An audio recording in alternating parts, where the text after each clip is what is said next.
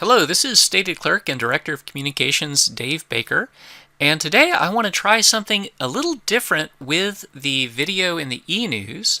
For a long time, I've wanted to share some of the knowledge that I have about online outreach and how to do outreach for our communities using websites and Facebook and things like search engine optimization. And I finally have a little bit of time to, I feel, do this. So please let me know what you think about this video, if you liked it, if you didn't like it, and we'll see if there is a good response, then we will do some more. But today I want to just briefly cover some of the elements of good church website design and how you might add some of these features to your own website. And kind of the reasoning for why things are done kind of the way that they're done. Now, the church website that I'm looking at here actually is a church in our presbytery. So I did get permission to share this website with you. But this is the church that I most frequently attend, so that's why I had chosen this one. I'm also very familiar with it. So this is Forest Hills Presbyterian Church. Now, I want you to notice a few elements of this website. One of the big things, the thing that is probably most prominent on the website is the slider, this big banner in the middle of the site, which has pictures that alert new people to what's going on in the church. The Wednesday night dinner that is beginning again, the career and college group, the various things that are going on in the life of the church, the big bazaar that's coming up on October 20th. So there are a lot of things on this slider that I want you to notice, and I also want you to notice that these items are fresh. They're recent. They're not talking about Easter from 2016. So one of the things that someone is looking for when they're on a church website is what's going on in the church. The big thing to remember about church websites and the design of church websites and the way that we look at how to really have an effective website is the purpose of that website. Now, the purpose of a church website is not just to let the people in your church know what's going on in the church. It's actually to let people who aren't in your church, who have never been to your church, make a decision about whether or not they want to visit your particular congregation. So in order to make an informed choice about that, it's good to have some information about kind of what's going on in your church, to make that prominent, and especially to make that up to date and timely, to make sure that that's going on in a consistent way. So this is probably the biggest feature that modern church websites that are doing well have got, that is is common to pretty much all church websites that are doing well, is a big graphic slider that has announcements, because today people are multimedia. We consume things not just in text. A big wall of text is what you want to avoid, but we consume things with text and images. So people are usually, when they're online, expecting to see more than just text, but also images combined with it in order to hold their attention. And you only have a few seconds of attention when someone goes onto your website. A couple of other things that I want to note. These are also the really big important ones.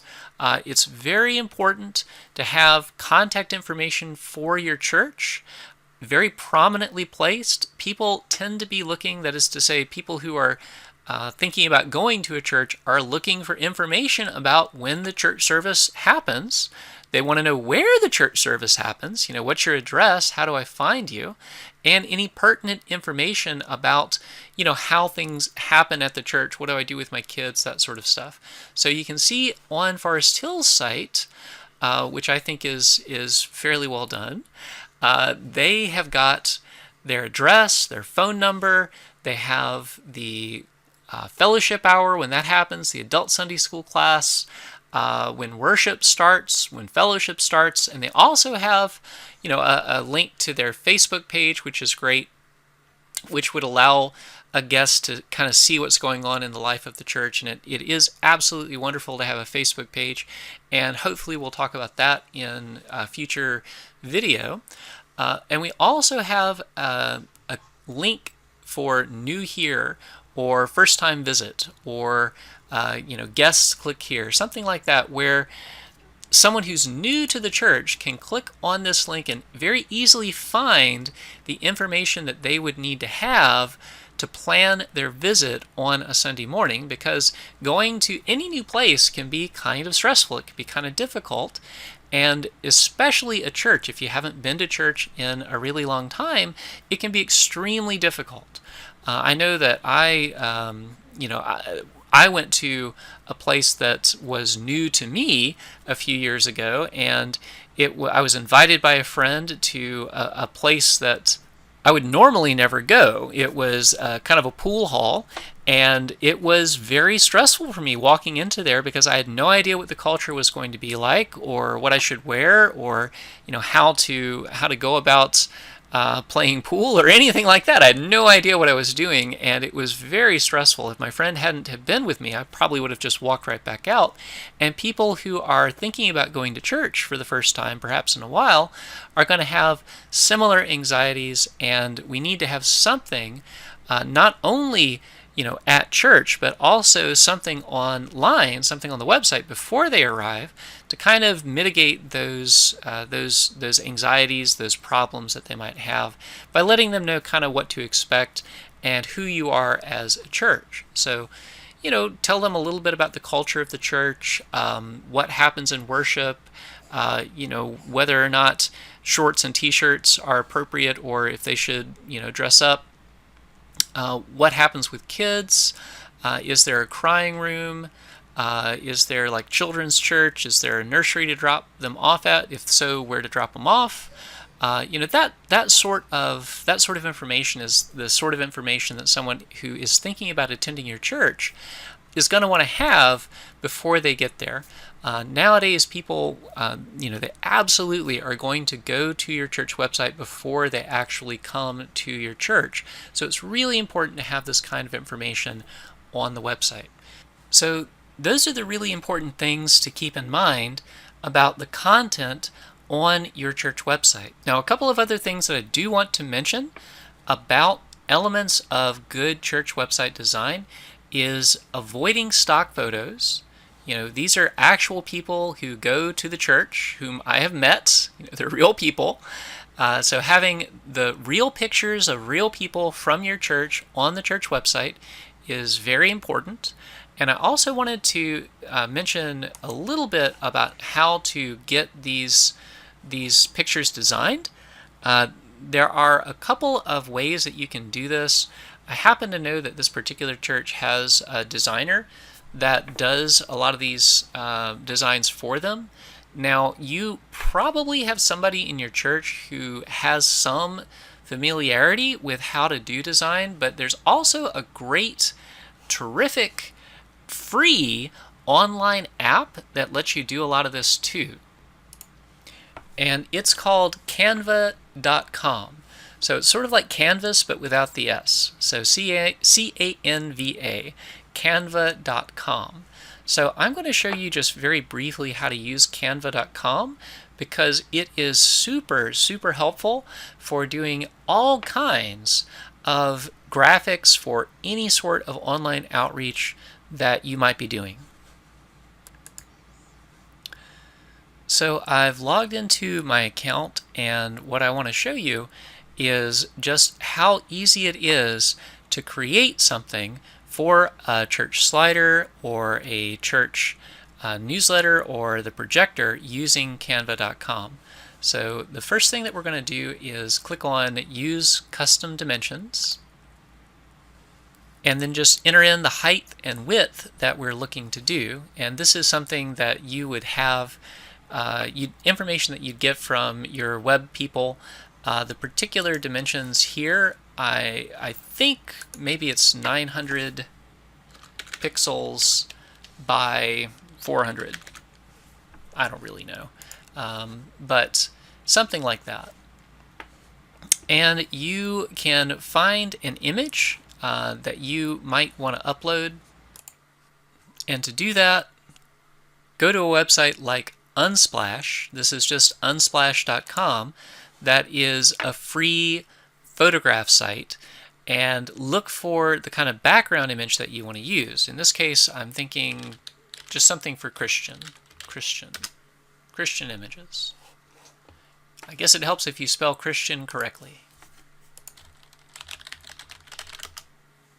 There we go. And look for a picture that you think might look good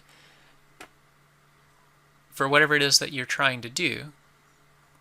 So a picture like this, I mean, this is terrific for a lot of things because you've got all this white space to kind of put designs in. I think I'm going to, I kind of liked this one. So I'm going to download this photo.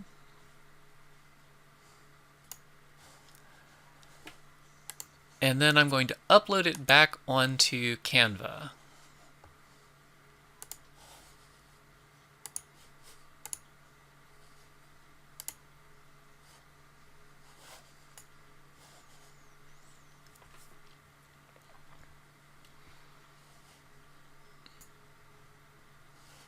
All right.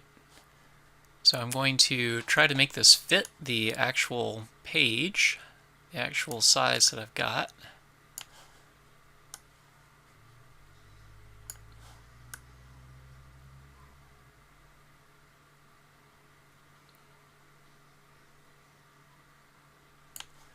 And now I add a design element.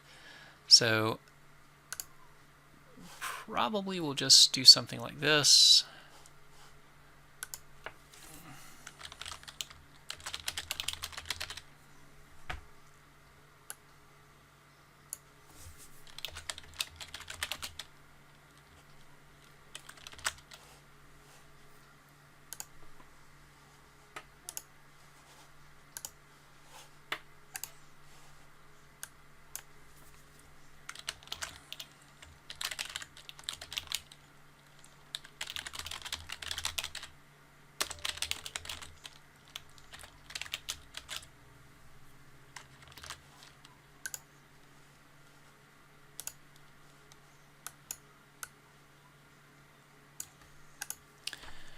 And there you go. You've got a very simple graphic that looks okay. It would probably look better if I spent more than 5 minutes on it, but it looks okay. And you can use that in your Facebook page or on your church website or something along those lines to kind of keep things kind of lively and up to date for guests that are finding you via your church website.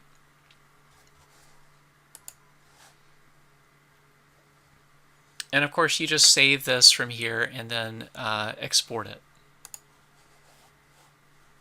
So you click on download and it will download directly to your computer, and then you just upload it to your website however you want to do that.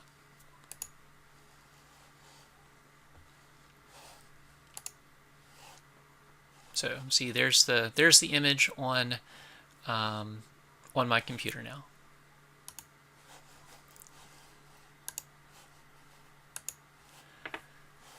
So hopefully this video was useful. I hope that it answered a few questions or at least would start a conversation going. Again, please let me know how you liked this or if this is something that you feel is something you'd like to see more of. If it's not, then let me know that too. But at any rate, I hope everyone enjoyed this, and I'll see you in a few weeks at Presbytery.